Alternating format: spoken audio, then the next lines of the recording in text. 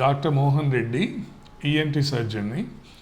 ఇక్కడ గత 30 సంవత్సరాలుగా నేను ఈఎన్టీలో అనుభవం గడించి ప్రాక్టీస్ చేస్తున్నాము. నోవా ఈఎన్టీ హాస్పిటల్ సోమాజిగూడలో 1996లో నోవా ఈఎన్టీ హాస్పిటల్ స్థాపించాము.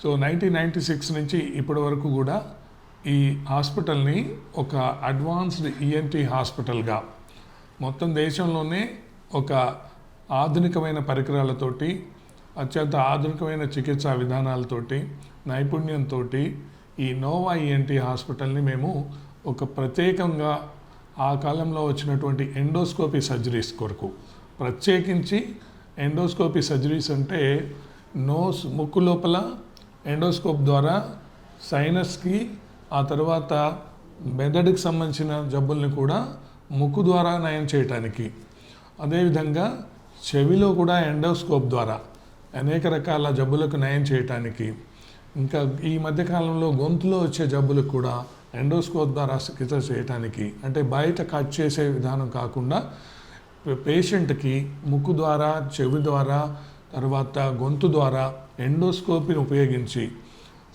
ఆపరేషన్లు చేస్తూ ముఖం పైన, ఆ తర్వాత గొంతు పైన, మెడపైన, పైన కట్ చేయకుండా అనేక రకమైనటువంటి పెద్ద పెద్ద ఆపరేషన్లకి, అనేక రకాలైనటువంటి జబ్బులకి, లోపల ఎక్కడో ఉన్నటువంటి మెదడు దాకా వ్యాపించిన జబ్బులకి, కంటి దాకా వ్యాపించిన జబ్బులకి, ఆ తర్వాత చెవి ద్వారా మెదడులోకి ఉన్న జబ్బులకు, గొంతులో వచ్చేటువంటి అనేక రకాల జబ్బులకి ఈ ఎండోస్కోప్ చికిత్సా విధానాన్ని ప్రత్యేకంగా ఇక్కడ ప్రవేశపెట్టి 1996లో ఈ Nova ENT endoscopy sinus surgery centre అని చెప్పి స్థాపించి అప్పటి నుంచి అనేక జబ్బులకు, అనేక రోగులకు మేము ట్రీట్మెంట్ ఇవ్వడం జరిగింది.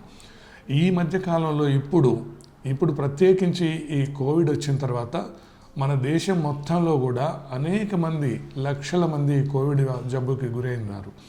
ఆ తర్వాత ఇప్పుడు ప్రత్యేకించి సెకండ్ వేవ్లో ఒక ప్రత్యేకమైన పరిస్థితిని మేము గమనిస్తున్నాము.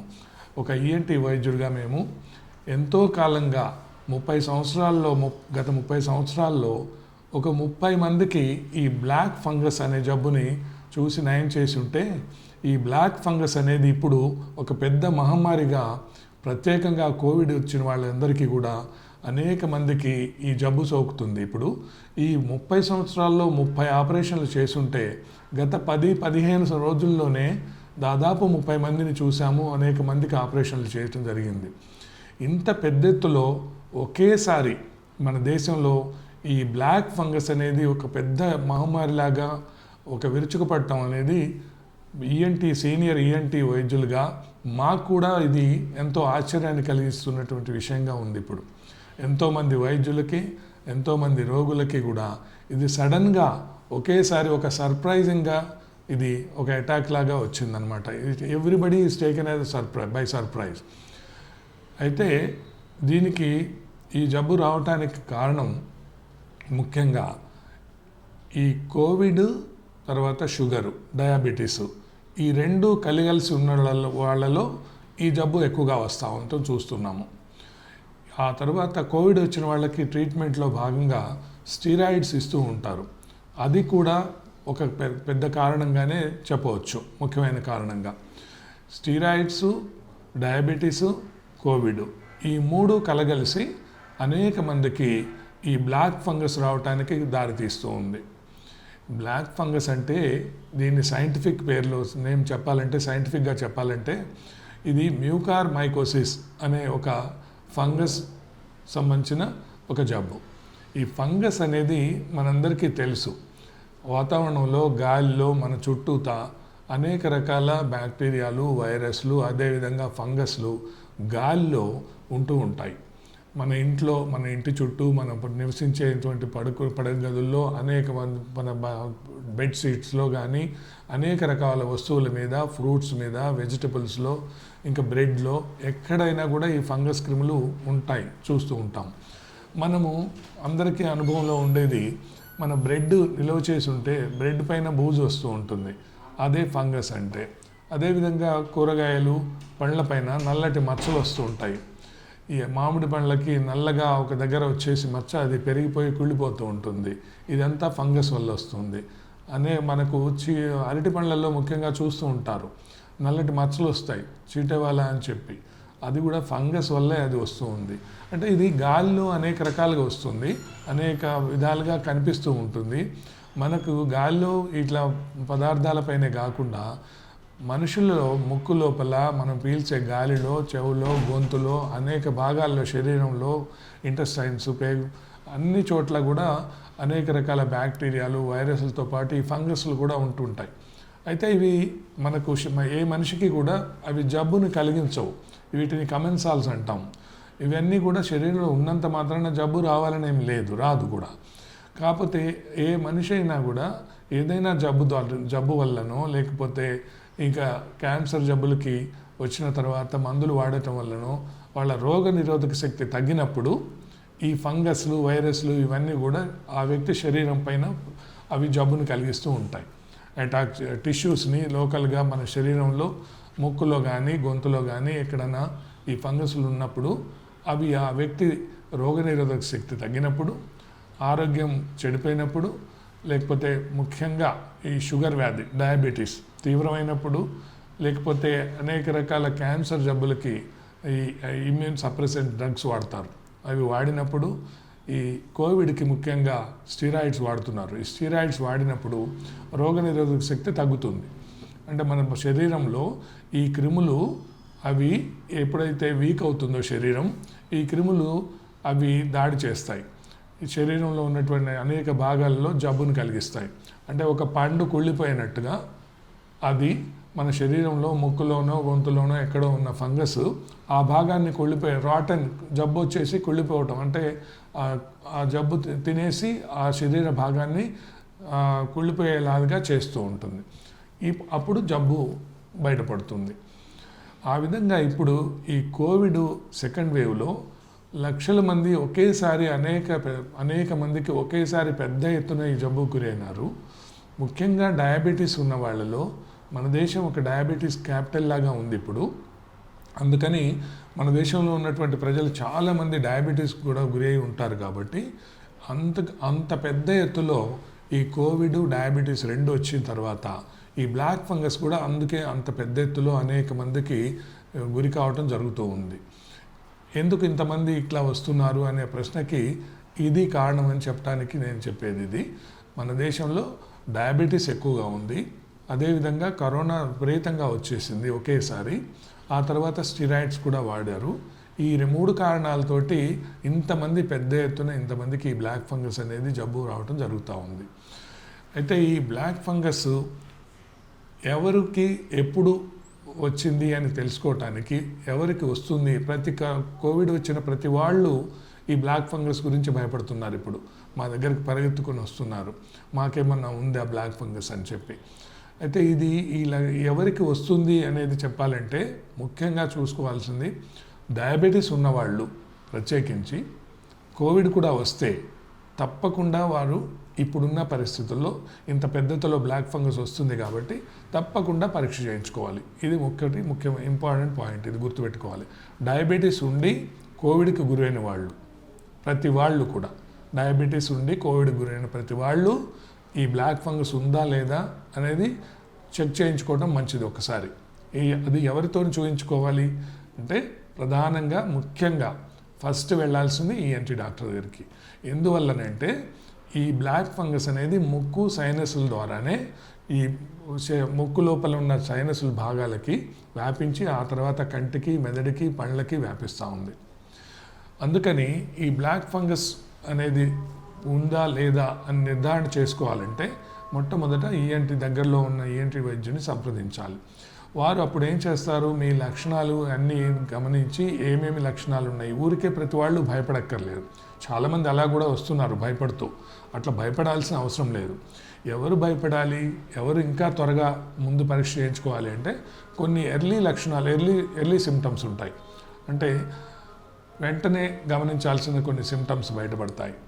అవి ఎలాంటివి అంటే ముక్కు లోపల దిబ్బడేయటము, ముక్కు లోపల చీముడు గొంతులోకి రావటము, ఆ చీముడులో కొంచెం రక్తచారలు కనిపించినా, లేకపోతే ముఖం పైన వాపు, ముఖం పైన తిమ్మిరిగా మొద్దుబారిపోవటము, ఒకవైపు ముఖం పైన తిమ్మిరి రావటము, లేకపోతే పంటి నొప్పి రావటము, కంటి చుట్టూ వాపు ఉంటే, కంట్లో ఎరుపున్నా, లేకపోతే తలనొప్పి, విపరీతంగా తలనొప్పి వచ్చినా, ఒకవైపు తలనొప్పి ముఖ్యంగా, ఇంకా ఫీవర్ కంటిన్యూగా ఉన్నా, ఇలాంటి వాళ్ళందరూ అవి చాలా ఎర్లీ సిమ్టమ్స్. అంటే ఇలాంటి లక్షణాలు ఉన్నవాళ్ళు తప్పకుండా అది బ్లాక్ ఫంగస్ అనే అనుకోవాల్సిన పరిస్థితి ఉంది ఇప్పుడు. ఎందువల్లనంటే ఈ బ్లాక్ ఫంగస్ అనేది కొద్ది దశలో, తొలి దశలో మనం గమనించి నయం చేసుకుంటే అది తీవ్రమైన పరిణామాలకు దారితీసి కంటి చూపు పోకుండా, ప్రాణాంతకం కాకుండా కాపాడుకోవచ్చు. అందువల్ల తొలి దశలోనే, తొలి లక్షణాలు గమనించగానే, ఇది ఇప్పుడు చెప్పినటువంటి లక్షణాలు, ముక్కులో చీముడు వచ్చినా, ముక్కు దిబ్బడు వచ్చినా, ముక్కులో రక్తపు చారలతో చీముడు ఉన్నా, ముక్కు నొప్పి, పంటి నొప్పి, ముఖం నొప్పి, ఒకవైపు తలనొప్పి, కంటి చుట్టూతా వాపు, కంటిలో ఎరుపు, కనుచూపు డిస్టర్బెన్స్, కంటి చూపులో తేడా, ఇట్లా ఏది వచ్చి కనుచూపు, కన్ను గుడ్డు వాచి, అది ఇంకా తీవ్రమైనటువంటి దశలో వచ్చేటువంటి లక్షణాలు అవి. జబ్బు తీవ్రమైన తర్వాత వచ్చే లక్షణాల్లో ప్రధానంగా కనపడేవి, ముఖం పైన ఒకవైపు చెంప వాచిపోతుంది, అంటే ఆ జబ్బు ఇంకా బయటకు వచ్చేసినట్టే. అలాంటి వారికి చెంప వాచిపోతుంది.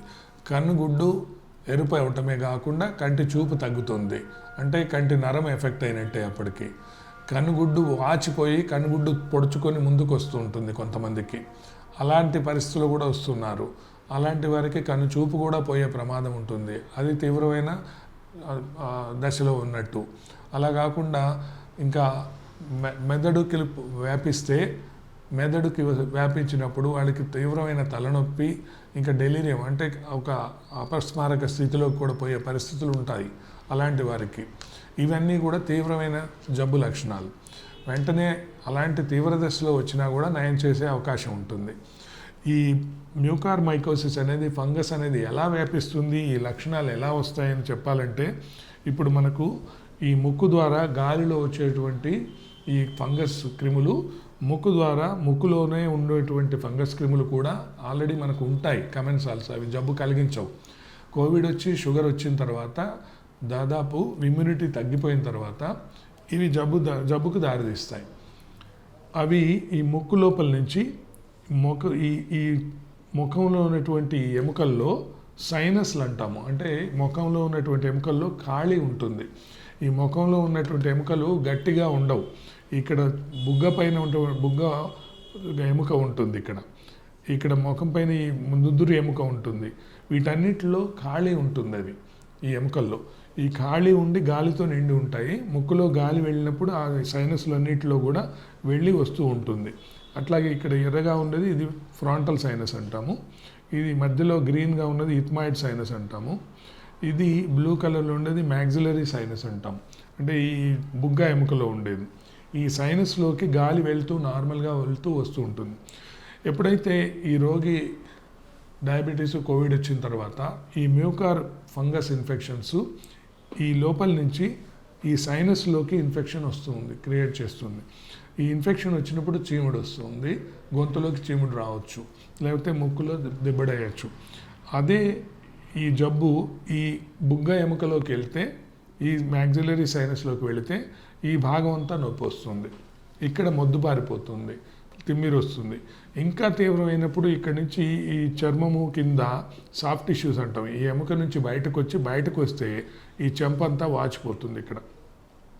అదే ఈ కంటి దగ్గరలో ఉన్నటువంటి ఇథ్మాయిడ్ సైనసెస్ ఇక్కడ ఉంటే జబ్బు కంటికి దగ్గరలో ఉంటుంది కాబట్టి, కంటికి ఈ ముక్కు లోపల ఉన్నటువంటి సైనస్లకి మధ్యలో చాలా పలుచటి ఎముక మాత్రమే సపరేట్ చేస్తుంది రెండుని. పేపరీ థిన్ బోన్స్ ఉంటాయి, దానికి లామినా పేపరేషి అంటాం.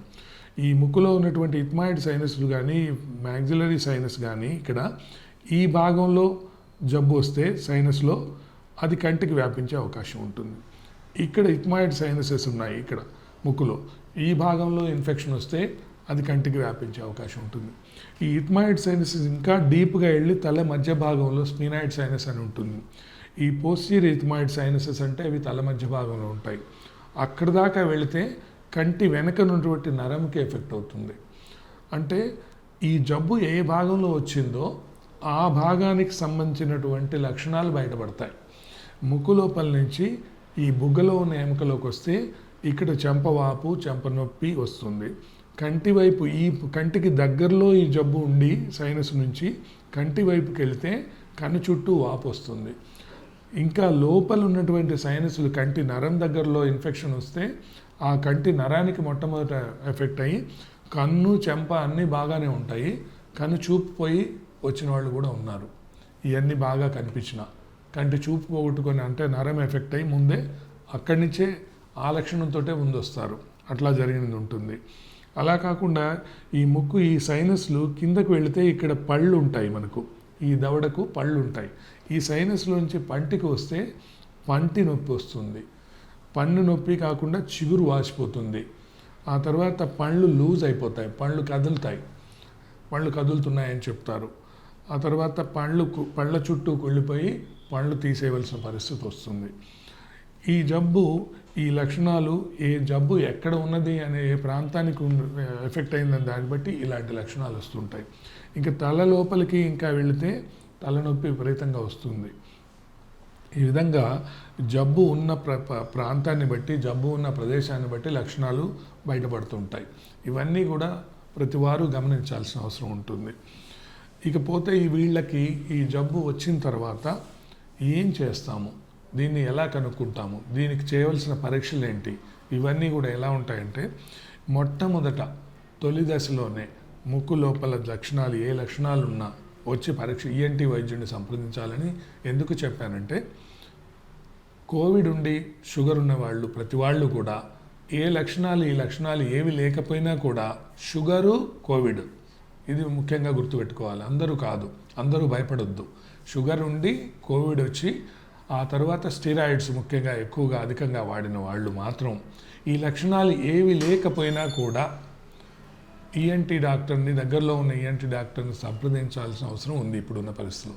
ఎందువల్ల ఈ లక్షణాలు వచ్చాయంటే అప్పటికే జబ్బు వచ్చేసి ఒక స్థాయి దాకా పెరిగిపోయినట్టే అనుకోవాలి. ఇంతకుముందు చెప్పినట్టు ముఖం వాచిపోయిందంటే ఆ జబ్బు లోపల ఉన్న జబ్బు బయటకు వచ్చేసినట్టే అప్పటికి. అంటే అప్పటికే కొంత సమయం గడిచిపోతుంది. అందువల్ల ఏ లక్షణాలు లేకపోయినా షుగర్ ఉన్నవాళ్ళు, ముఖ్యంగా మధుమేహం ఉన్నవాళ్ళు, కోవిడ్ వచ్చి స్టెరాయిడ్స్ వాడిన వాళ్ళు తప్పకుండా ఈ ఈఎన్టీ వైద్యుని సంప్రదించాలి.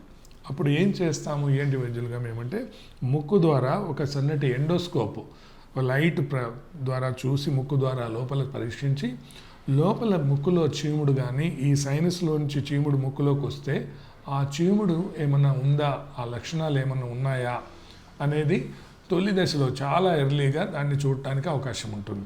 అలాంటిది ఏమన్నా ఉన్నప్పుడు ఆ చీము పరీక్షకు పంపిస్తాం. దానిలో ఈ ఫంగస్ క్రిములు ఉన్నాయా లేవా తెలుసుకోవటానికి అవకాశం ఉంటుంది. దాన్ని మైక్రోబయాలజీకి పంపిస్తే 2 గంటల్లో దాన్ని నిర్ధారణ చేయవచ్చు. అది స్టెయిన్ చేసి మ్యూకార్ ఫంగస్ ఉందా లేదా కనుక్కుంటాం, చెప్తారు. అది కాకుండా ఇంకా లక్షణాలు కనిపించిన వాళ్ళకి తప్పకుండా ఈఎన్టీ వైద్యుని చూడాలి మొట్టమొదలు. ఎందువల్ల ముక్కు ద్వారా మళ్ళీ ఎండోస్కోప్ ద్వారా దాన్ని పరీక్ష చేసి రోగ నిర్ధారణ చేయడానికి అవకాశం ఉంటుంది. కాబట్టి ఆ రోగ నిర్ధారణ జరిగిన తర్వాత, ఆ పరీక్ష చేసిన తర్వాత ఇంకా ఆ భాగాలు ఏ భాగాలకి వ్యాపించింది ఇవన్నీ తెలుసుకోవటానికి సిటీ స్కాన్ చేపిస్తాము. ఆ తర్వాత ఎంఆర్ఐ కూడా చేయాల్సి ఉంటుంది. అప్పుడు ఈ సైనస్లో ఏ సైనస్లో ఈ జబ్బు ఉంది, ఈ సైనస్ల నుంచి ఏ భాగాలకి దగ్గరలో ఉన్నటువంటి ముఖ్యమైన కన్ను, మెదడు, ఆ తర్వాత కంటి నరము, ఆ తర్వాత పండ్లు, ఏ భాగాలకి ఇది వ్యాపించిందో చూడవలసిన అవసరం ఉంటుంది. దాని కొరకు సిటీ స్కాను, ఎంఆర్ఐ చేపించి చూస్తే అప్పుడు లోపల ఉన్నటువంటి ఎముకల లోపల ఎక్కడ దాకా ఎంత లోపల దాకా వెళ్ళిందో చూడటానికి అవకాశం ఉంటుంది.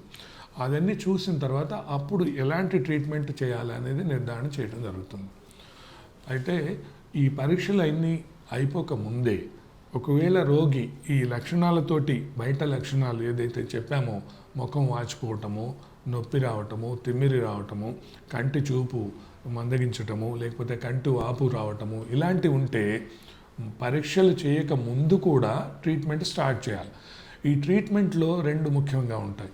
ఒకటి దీనికి మందులు ఉన్నాయి, రెండవది ఆపరేషన్స్. ఈ 2 కలిపి రెండూ కూడా చేయవలసిన అవసరం ఉంటుంది.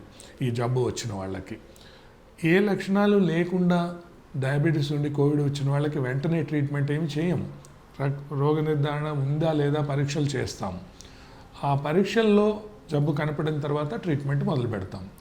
అదే ఈ లక్షణాలతో ముందే లక్షణాలతో బయటపడిన వాళ్ళు, చెంపవాపు కానీ, నొప్పి కానీ, కన్ను చూపు మందగించడం కానీ, కన్ను ముందుకు వచ్చేయటం కానీ, ఇలాంటి లక్షణాలు, పంటి నొప్పి కానీ, పండ్లు కదలటం కానీ, ఈ లక్షణాలన్నీ ఉన్నాయంటే జబ్బు ఇది ఇప్పుడున్న పరిస్థితిలో కోవిడ్, డయాబెటీసు ఈ రెండు ఉండి ఈ లక్షణాలు ఉన్న వాళ్ళు వస్తే ఏ పరీక్షలు చేయకున్నా కూడా వాళ్ళకి ఈ బ్లాక్ ఫంగస్ ఉందనే అనుకోవాలి. ఎందువల్లంటే ఈ బ్లాక్ ఫంగస్ అనేది ఇప్పుడున్న పరిస్థితుల్లో చాలా విపరీతంగా, చాలా త్వరితగతిన వ్యాపిస్తుంది మిగతా భాగాలకు. ఈ 3 రోజుల్లోనే సైనస్లో ఉన్న జబ్బు కంటికి వెళ్ళి కంటి నరం దెబ్బతిని కంటి చూపు పోయిన వాళ్ళు కూడా చూసాము. అందువల్ల ఈ జబ్బు లక్షణాలు ఎప్పుడైతే గమనిస్తారో వెంటనే ఈఎన్టీ వైద్యుడిని సంప్రదించి వెంటనే దానికి సంబంధించిన ట్రీట్మెంట్ తీసుకోవాల్సిన అవసరం ఉంటుంది. ఈ ట్రీట్మెంట్లో ఇంతకుముందు చెప్పినట్టు ఆపరేషన్ చేస్తాము, ఆ తర్వాత మందులు కూడా ఇవ్వాలి. ఆపరేషన్లో మేము చేసేది ముక్కు ద్వారా ఎండోస్కోప్ ద్వారా లోపల ఉన్నటువంటి సైనస్లో ఎక్కడెక్కడ లోపల దాకా వ్యాపించిందో ఆ జబ్బునంతని తొలగించడం జరుగుతూ ఉంది. ఆ జబ్బుకు గురైన భాగాలు అవి తీవ్రంగా చెడిపోయి కుళ్ళిపోయినట్టుగా, అంటే నెక్రోసిస్ అంటాము. నెక్రోసిస్ వచ్చి ఆ ఎముకలు అవన్నీ కూడా నెక్రోసిస్ వచ్చి కుళ్ళిపోయి డ్యామేజ్ అయిపోయి చెడిపోయి ఉంటాయి. ఆ భాగాలన్నిటినీ వెంటనే తీసేయాలి. ఎందుకు వెంటనే తీసేయాలి? ఆ ఎముకలు కుళ్ళిపోయిన జబ్బులో ఉన్నటువంటి ఎముకల్లో ఫంగస్ వెంటనే తీసేయకపోతే అది త్వరితగతిన వెంటనే మిగతా ప్రాంతాలకి, మిగతా ముఖ్యమైన భాగాలకి, కంటికి దగ్గరలో ఉంటుంది కాబట్టి మెదడుకి వ్యాపించి ప్రాణాంతకం కూడా మారే అవకాశం ఉంటుంది. పళ్ళకి జబ్బు వస్తే పళ్ళు మొత్తం తీసేయవలసిన పరిస్థితి వస్తుంది. ఈ ఎముక మొత్తం కుళ్ళిపోతే ఈ మొత్తం చెంప ఎముక మొత్తాన్ని కూడా తీసేయవలసిన పరిస్థితి వస్తుంది. అందువల్ల మొట్టమొదటగా రోగ నిర్ధారణ ఎంత త్వరగా చేయించుకుంటే అంత మంచిది. దానికి ఎండోస్కోప్ ద్వారా చేస్తాము. రోగ లక్షణాలు ముందే బయటపడితే ట్రీట్మెంటు ఆపరేషన్ కంటే ముందు కూడా, ఆపరేషన్ చేసే కంటే ముందు, చేసేటప్పుడు, ఆపరేషన్ చేసిన తర్వాత కూడా దీనికి ట్రీట్మెంట్లో ముఖ్యమైనది మందులు ఇవ్వాలి. ఈ మ్యూకార్మైకోసిస్కి ఒక ప్రత్యేకమైన లక్షణం ఉంది. ఈ మ్యూకార్మైకోసిస్ అనేది ఒక ఫంగస్ అని చెప్పాము. ఈ ఫంగస్కి దాదాపుగా ఒకే ఒక మందు తప్ప వేరే మందులు ఏవి పనిచేయట్లేదు ఇప్పుడున్న వాటిలో. గత కొన్ని దశాబ్దాలుగా కూడా ఈ మ్యూకార్మైకోసిస్కి దానికి ఉన్నటువంటి ప్రత్యేక లక్షణాల మూలంగా యాంఫోటెరిసిన్ బి అనే ఇంజెక్షన్ ఇస్తేనే ఆ మందు మాత్రమే ఈ మ్యూకార్మైకోసిస్ని చంపగలుగుతుంది, ఆ జబ్బుని నయం చేయగలగడానికి వీలవుతుంది. అదే ఇంకా వేరే రకాల ఫంగస్కి ఇంకా 2-3 రకాల ట్యాబ్లెట్స్, మందులు అవైలబుల్ ఉన్నాయి. ఆ ఫంగస్లకి దీనికి భిన్నమైన ఒక లక్షణం ఏంటంటే ఈ మ్యూకార్మైకోసిస్ అనే ఒక ఫంగస్కి మాత్రము యాంఫోటెరిసిన్ బి ఇంజెక్షన్ తప్ప దాదాపుగా వేరే ఏ మందులు, ఏ యాంటీ ఫంగల్ మెడిసిన్స్ కూడా పనిచేయట్లేదు. దీనికి ఆ యాంఫోటెరిసిన్ బి ఇస్తే తప్పకుండా నయమయ్యే అవకాశం ఉంటుంది. అయితే అది ఎన్ని రోజులు ఏంటి అనేది నేను చెప్తాను తర్వాత. ఈ యాంఫోటెరిసిన్ బి ఇంజెక్షన్ కాకుండా కొత్తగా ఈ మధ్య పోసాకోనజోల్ అనే ఒక మందు, ఇసావకోనజోల్ అనే ఒక మందు ట్యాబ్లెట్స్ రూపంలో నోటి ద్వారా వేసుకునే దానికి వీలుగా రీసెర్చ్లో కొత్తగా కనిపెట్టడం జరిగింది. అయితే ఇది ఇంకా ఎంత ఎఫెక్టివ్గా పనిచేస్తుంది అనేది ఇంకా పూర్తిగా నిర్ధారణ కాలేదు, కానీ తప్పకుండా అది కూడా పనిచేస్తుంది అనేది మాత్రం చాలా పేపర్స్లో, చాలా రీసెర్చ్లో తెలుస్తూ ఉంది.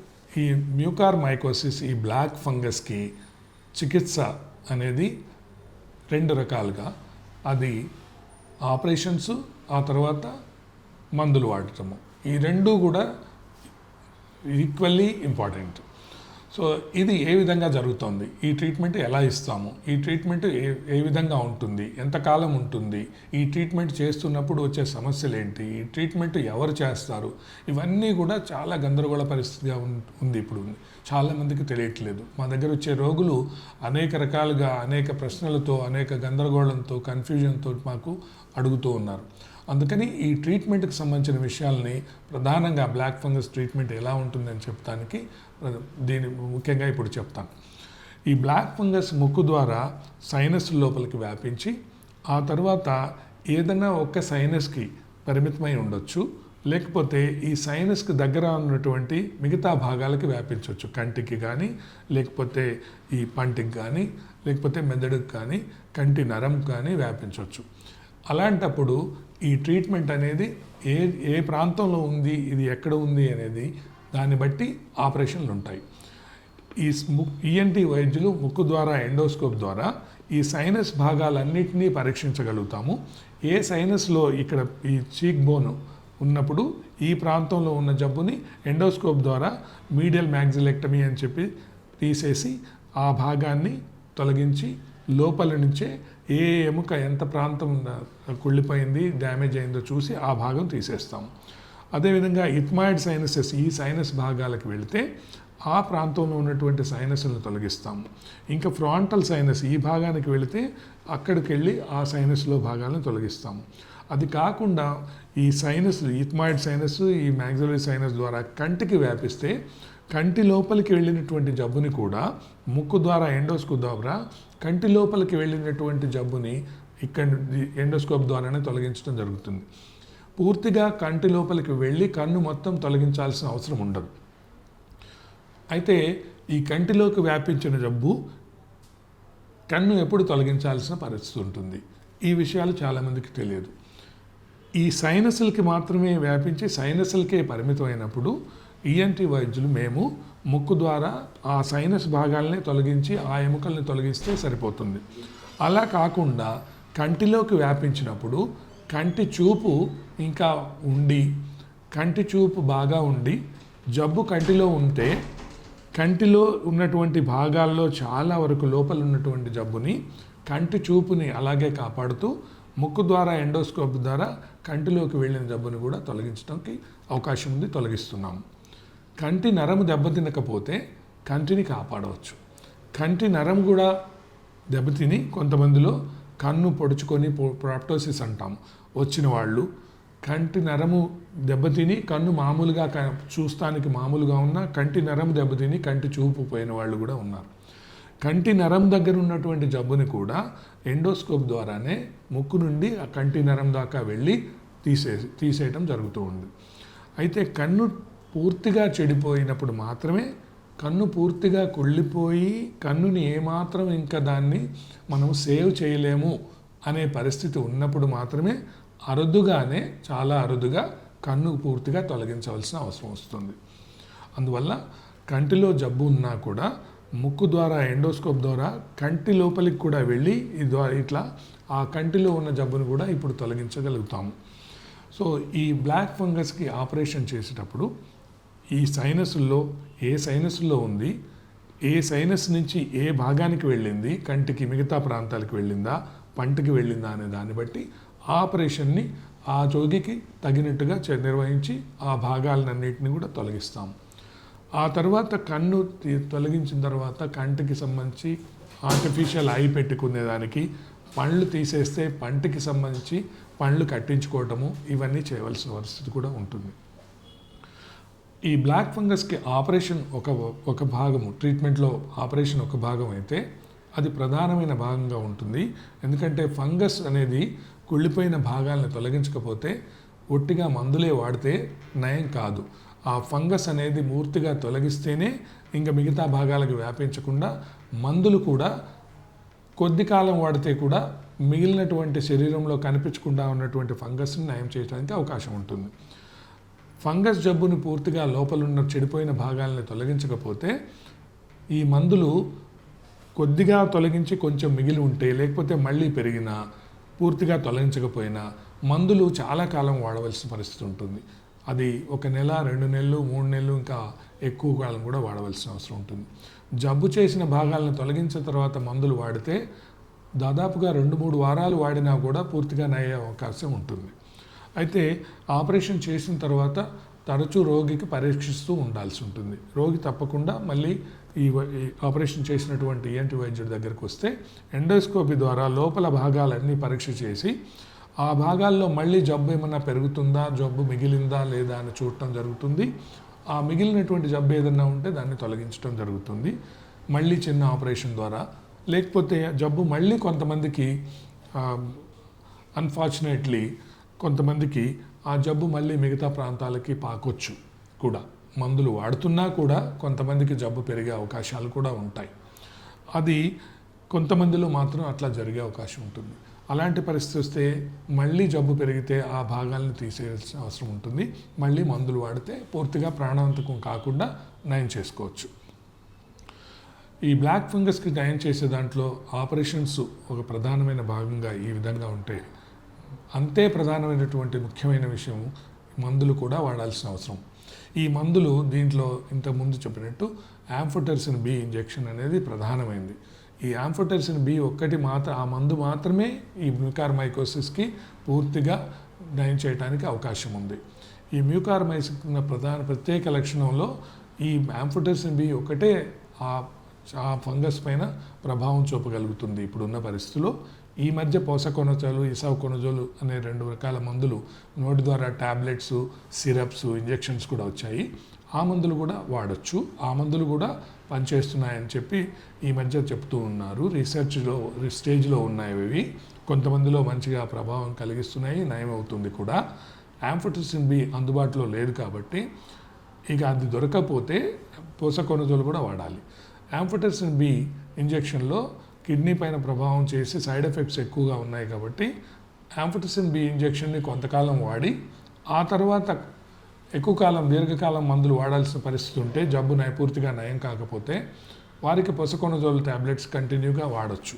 అది కొన్ని నెలల పాటు వాడవలసిన అవసరం ఉంటుంది, దాదాపు 3 నెలలు ఇంకా పైన కూడా. ఇవన్నీ కూడా ఈ ట్రీట్మెంట్లో రెండవది ప్రధానమైనటువంటిది మందులు వాడటం. ఈ మందులు యాంఫోటెరిసిన్ బి, పోసకొనజోల్, ఇసావుకొనజోల్ అందుబాటులో ఉన్నాయి. ఈ మందులు ఎలా వాడాలి? ఆపరేషన్ చేసిన తర్వాత 2 నుంచి 3 రోజులు మాత్రం హాస్పిటల్లో ఉండి ఆ తర్వాత మందులు వాడాల్సింది కొన్ని వారాల నుంచి నెలలు వాడాలి. కాబట్టి ఆ రోగి తనకు తెలిసినటువంటి, తనకు అందుబాటులో ఉన్నటువంటి physicians, MD general medicine, endocrinologist, nephrologist, diabetic స్పెషలిస్టులు, ఇలాంటి వాళ్ళు ఎవరి దగ్గర అయితే అంతకుముందు ట్రీట్మెంట్ తీసుకుంటున్నారో డయాబెటీస్ కొరకు కానీ వేరే జబ్బులకు కానీ, లేకపోతే వారికి అందుబాటులో ఉన్నటువంటి ఒక ఫిజిషియన్ని తమ ఇంటికి దగ్గరలో, తమ ప్రాంతానికి, తమ ఊరికి దగ్గరలో ఉన్నటువంటి ఫిజిషియన్ని సంప్రదించాల్సిన అవసరం ఉంటుంది. ఆ ఫిజిషియన్స్కి ఈ ఫంగస్కి సంబంధించిన మందులు వాడే అనుభవం ఉంటుంది. ఇప్పుడు ఇది బాగా అవేర్నెస్ వచ్చింది కాబట్టి చాలామంది ఫిజిషియన్స్ ఈ మందులు ఎలా వాడాలి, దీని సైడ్ ఎఫెక్ట్స్ ఎలా ఉంటాయి, ఈ వాడుతూ ఉన్నప్పుడు ఎలాంటి జాగ్రత్తలు తీసుకోవాలి, ఇవన్నీ కూడా చెప్పగలుగుతారు. అయితే ఈ మధ్య కొంతమంది ఫిజిషియన్స్ ఇప్పటికీ కూడా ఈ మందులు వాడినటువంటి అనుభవం తక్కువ ఉంది. అయినా కూడా మీరు మీ వైద్యుల్ని రిక్వెస్ట్ చేసుకొని మీ అందుబాటులో ఉన్న వైద్యుడి ద్వారా, ఫిజిషియన్ ద్వారా ఈ మందులు వాడుకోగలిగితే చాలా మంచిది. లేకపోతే ఈ మందులు వాడటానికి మళ్ళీ హాస్పిటల్లో ఎంతో కాలంగా 3 రోజుల తర్వాత కూడా హాస్పిటల్లోనే ఉండి ట్రీట్మెంట్ తీసుకుంటే ఇప్పుడున్న పరిస్థితుల్లో చాలా అధిక మొత్తం ఖర్చు చేయవలసిన అవసరం వస్తుంది. అది అనవసరంగా ఆ ఖర్చు మీకు భరించవలసిన పరిస్థితి ఉంది. మేము వింటున్నది కొంతమంది కొన్ని హాస్పిటల్లో 10 రోజులు 15 రోజులు కూడా హాస్పిటల్లో ఉంచేసి ట్రీట్మెంట్ ఈ జబ్బుకి ఆపరేషన్ తర్వాత కూడా చేస్తున్నారని వింటున్నాం. అది ఆపరేషన్ చేసిన తర్వాత అంతకాలం ఉండవలసిన పరిస్థితి కొద్దిమందికే ఉంటుంది. అది కిడ్నీ జబ్బులు ఉన్న వాళ్ళకి, కిడ్నీ జబ్బులు ఆల్రెడీ ఉండి డయాలసిస్ పరిస్థితి ఉన్నా, లేకపోతే క్యాన్సర్ జబ్బులు ఉన్నా, లేకపోతే డయాబెటీస్, షుగరు వాల్యూస్ అధికంగా ఉండి పూర్తిగా కంట్రోల్ లేనటువంటి షుగర్ వ్యాధులు ఉన్న వాళ్ళు మాత్రమే ఇంకా కొద్ది కాలం ఎక్కువ హాస్పిటల్లో ఉండవలసి ఉంటుంది. అది కూడా అది ఒక పెద్ద ఆసుపత్రిలో, కార్పొరేట్ హాస్పిటల్లో అధిక మొత్తం ఖర్చు చేస్తూ ఉండవలసిన అవసరం లేదు. మీకు అందుబాటులో ఉన్నటువంటి మీ ఫిజిషియన్స్ ద్వారా, మీ ఫ్యామిలీ ఫిజిషియన్ కావచ్చు, లేకపోతే ప్రత్యేకంగా ఈ యాంఫోటెరిసిన్ బి, బ్లాక్ ఫంగస్కి అనుభవం ఉండి ఇప్పుడు ఆన్లైన్లో కూడా మీకు అందుబాటులో ఉన్నటువంటి ఫిజిషియన్స్ చాలామంది ఉన్నారు. ఇప్పుడు వారి ద్వారా సంప్రదించి ఆన్లైన్లో మీరు ప్రిస్క్రిప్షన్ తీసుకుని మీ లక్షణాలు చెప్తూ మందులు మీ దగ్గరలో ఉన్నటువంటి చిన్న నర్సింగ్ హోముల్లో, మీ ఇంటి దగ్గర ఉన్నటువంటి వాళ్ళు, లేకపోతే హోమ్ కేర్ ఇచ్చే వాళ్ళ ద్వారా కూడా ఈ మందులు తీసుకోవచ్చు. అయితే తప్పకుండా ఒక అనుభవం ఉన్నటువంటి ఫిజిషియన్కి మాత్రం సంప్రదిస్తూ ఉండాలి ఎవరి ద్వారా తీసుకున్నా కూడా. అది మీకు అందుబాటులో ఒక అనుభవం ఉన్న వైద్యుడే, ఫిజిషియనే ఉంటే ఇంకా వేరే వాళ్ళని ఎవరిని సంప్రదించక్కర్లేదు. మీకు ఫిజిషియన్ అందుబాటులో లేకపోతే చిన్న నర్సింగ్ హోమ్, దగ్గరలో ఉన్నటువంటి చిన్న నర్సింగ్ హోము, ఎంబీబీఎస్ వైద్యులైనా, ఇంకా హోమ్ కేర్ చేసేటువంటి ఈ మధ్య హోమ్ కేర్ కూడా అందుబాటులో ఉన్నటువంటి, ప్రత్యేకంగా ఈ కోవిడ్ వచ్చిన తర్వాత చాలామంది ఈ పారామెడికల్ స్టాఫ్ కూడా అనుభవం గడించి మీకు అందుబాటులో ఉన్నారు. వారి ద్వారా కూడా మీరు ఈ ఇంజెక్షన్స్ మందులు తీసుకుంటూ, అయితే వారు తప్పకుండా అనుభవం ఉన్నటువంటి ఫిజిషియన్ని మాత్రం తరచూ సంప్రదించాలి. ఎందుకంటే ఈ మందులు వాడుతున్నప్పుడు ఏ పరీక్షలు చేయాలి, అప్పుడప్పుడు రక్త పరీక్షలు చేయించుకోవాలి, కిడ్నీకి సంబంధించిన పరీక్షలు చేయించుకోవాలి, ఎలక్ట్రోలైట్స్ చేయించుకోవాలి. మీకు ఆ ఫిజిషియన్ ఆన్లైన్లో కూడా మీకు అందుబాటులో ఉంటారు కాబట్టి ఆయన చెప్పిన విధంగా ఎప్పుడెప్పుడు ఏ పరీక్షలు చేయించుకోవాలి, ఏ లక్షణాలు ఉంటే ఎలా చెప్పాలి అని చెప్తూ వారి పర్యవేక్షణలో ఈ మందులు వాడచ్చు. అంతేగాని ఆపరేషన్ అయిన తర్వాత కూడా కార్పొరేట్ హాస్పిటల్లోనో లేకపోతే పెద్ద పెద్ద హాస్పిటల్లోనో ఇంకా ఎక్కడో ఉండి ఖర్చు చేసుకోవాలి, లేకపోతే ప్రాణం పోతుంది అని అనుకోవాల్సిన పరిస్థితి లేదు. అలా అపోహలు పెట్టుకోవద్దు, అలా ఆలోచించొద్దు, అలా ఆందోళన పడొద్దు. మీరు మీ అందుబాటులో ఉన్న వైద్యుల ద్వారా ఈ ట్రీట్మెంట్ కొన్ని వారాల నుంచి నెలలు తీసుకోవాల్సి ఉంటుంది. కాబట్టి ఈ విషయాలు దృష్టిలో పెట్టుకొని మీరు ఎలాంటి ఆందోళన పడకుండా, భయపడకుండా ఈ ట్రీట్మెంట్ కంటిన్యూ చేయవలసిన అవసరం ఉంటుంది. కాబట్టి ఈ బ్లాక్ ఫంగస్కి ట్రీట్మెంట్ చేయడంలో ఆపరేషన్ చేసి జబ్బు ఉన్న భాగాలను తొలగించిన తర్వాత మందులు కూడా కొన్ని వారాలు, నెలలు వాడాలి అనే విషయాన్ని ప్రతి ఒక్కరూ గుర్తుంచుకోవాలి. అప్పుడప్పుడు పరీక్షలు చేయించుకోవాలి, రక్త పరీక్షలు చేయించుకోవాలి, అవసరమైతే సిటీ స్కాను, ఎంఆర్ఐ చేయించి ఆ లక్షణాలను బట్టి కొన్ని వారాల తర్వాత, కొన్ని నెలల తర్వాత దాకా కూడా తరచూ ఈ సిటీ స్కాన్, ఎంఆర్ఐ, ఎండోస్కోపీ పరీక్షలు చేసి జబ్బు పూర్తిగా నయం అయిందా లేదా, మళ్ళీ ఏమన్నా జబ్బు పెరుగుతుందా, జబ్బు మిగిలిపోయిందా, ఇవన్నీ చూసుకుంటూ పూర్తిగా ప్రాణాలను కాపాడుకోవచ్చు, పూర్తిగా నయం చేసుకోవచ్చు. ఈ విధంగా ఈ ట్రీట్మెంట్ తీసుకోవాల్సిన అవసరం ఉంటుంది. ఏమాత్రం ఆందోళనకు గురి కాకుండా జబ్బు లక్షణాలు కొద్దిగా ఉన్నప్పుడే వెంటనే సంప్రదిస్తూ, ఆ తర్వాత ఆపరేషన్ చేసినటువంటి వైద్యుడి ద్వారా ఆపరేషన్కి సంబంధించిన విషయాలు తెలుసుకొని, ఆ తర్వాత ఫిజిషియన్ మీకు అందుబాటులో ఉన్నటువంటి వైద్యుడి ద్వారా, మీ ఫ్యామిలీ ఫిజిషియన్ ద్వారా, ఆన్లైన్లో ఫిజిషియన్స్ ద్వారా ట్రీట్మెంట్ కొన్ని వారాలు, నెలల పాటు తీసుకుంటూ పూర్తిగా మీరు ఈ జబ్బు నుంచి బయటపడే అవకాశం ఉంది. ఈ విషయాలన్నీ తెలుసుకొని అందరూ కూడా పూర్తిగా నయం చేసుకుంటారని భావిస్తున్నాను.